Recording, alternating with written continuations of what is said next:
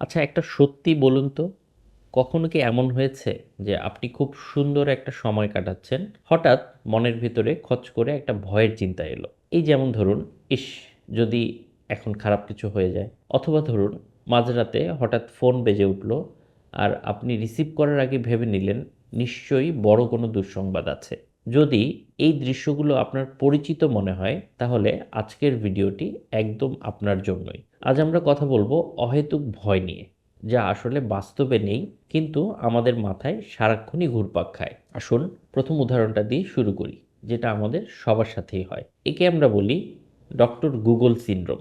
ধরুন আপনার হয়তো সামান্য মাথা ব্যথা করছে। স্বাভাবিক মানুষরা ভাববে যে হয়তো রোদে ঘোরাঘুরি করেছি বা ঠিকমতো ঘুম হয়নি। কিন্তু যাদের অহেতুক ভয়ের সমস্যা আছে, তারা কি করবে? তারা সোজা গুগলে গিয়ে সার্চ করবে যে মাথা ব্যথার কি কি কারণ আছে।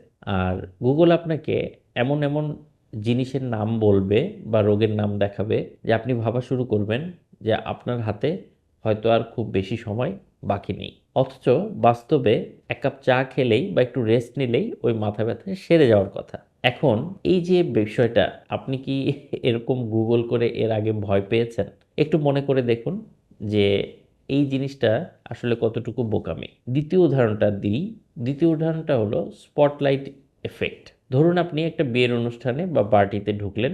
ঢোকার সাথেই আপনার মনে হলো যে এই সবাই মনে হয় আমাকেই লক্ষ্য করছে, খেয়াল করছে, তাকিয়ে আছে। আমার হাঁটা ঠিক হচ্ছে না, আমাকে বোকা বোকা লাগছে। আপনি ভয়ে গুটিসুটি হয়ে এক কোণায় দাঁড়িয়ে থাকলেন। কিন্তু আসলে সত্যটা হলো, এখানে সবাই নিজেকে নিয়েই ব্যস্ত। কেউ ভাবছে তার শাড়িটা কেমন দেখাচ্ছে, কেউ ভাবছে বিরিয়ানি কখন দিবে।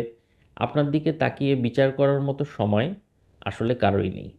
আমরা অহেতুক ভাবি যে পৃথিবীর সব ক্যামেরা আমার দিকে তাক করা আছে। এই ভয়টা আমাদের কনফিডেন্সকে কমিয়ে দেয়। তৃতীয় যে ভয়টা আমাদের সবচেয়ে বেশি ভোগায়, তা হলো কাল্পনিক বিপর্যয়। ধরুন আপনার কালকে একটা প্রেজেন্টেশন বা ইন্টারভিউ আছে। আপনি প্রস্তুতি নেওয়ার বদলে ভাবা শুরু করলেন, আমি যদি ভুলে যাই, যদি আমি তোতলাই, বস যদি আমাকে সবার সামনে অপমান করে, তারপর যদি আমার চাকরি চলে যায়, চাকরি চলে গেলে আমি কি খাবো?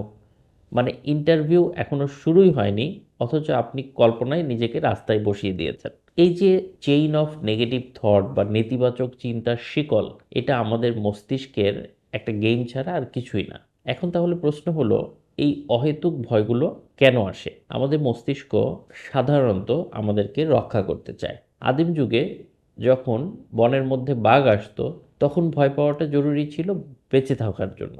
কিন্তু এখন তো আর বাঘ আসে না। তাই আমাদের ব্রেইন বাঘের বদলে ইমেইল, ফোন কল বা পরীক্ষার রেজাল্টকে বাঘ মনে করে ভয় দেখাতে শুরু করে। এটা জাস্ট একটা ফলস অ্যালার্ম বা মিথ্যা সংকেতের মতো। এখন এই পরের বার যখন অহেতুক ভয় আপনার লাগবে, আপনি নিজেকে একটা প্রশ্ন করবেন। প্রশ্নটা হলো, এর পক্ষে কি কোনো প্রমাণ আছে যে এইটা ভয় লাগার মতো কোনো কিছু বা এত খারাপ কিছু? যেমন মাঝরাতে ফোন বাজলো, আপনার এটি দুঃসংবাদ হওয়ার কিছু চান্স আছে, কিন্তু রং নাম্বার বা কোম্পানির অফারের নাম্বার এগুলোও তো হতে পারে।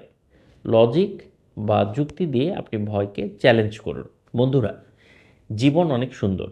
এই অহেতুক ভয়ের মেঘ সরিয়ে সেই সৌন্দর্যকে আমাদের বের করে আনতে হবে। মনে রাখবেন, ভয়ের অপর পাশে আছে স্বাধীনতা। আপনার যদি কখনো এরকম ভয় লেগে থাকে, আপনি নিজেকে বলার চেষ্টা করুন বা বোঝার চেষ্টা করুন যে এ ধরনের ভয়েও কিন্তু সত্যি ভালোভাবেই টিকে থাকা যায়। কনফিডেন্ট থাকুন, আত্মবিশ্বাসী থাকুন, সবসময় নিজের উপরে ভরসা রাখুন এবং মনে করুন যে ভয় যদি এসেও থাকে, এই ভয়কে আপনি ঠিকই জয় করতে পারবেন। অনেক ধন্যবাদ।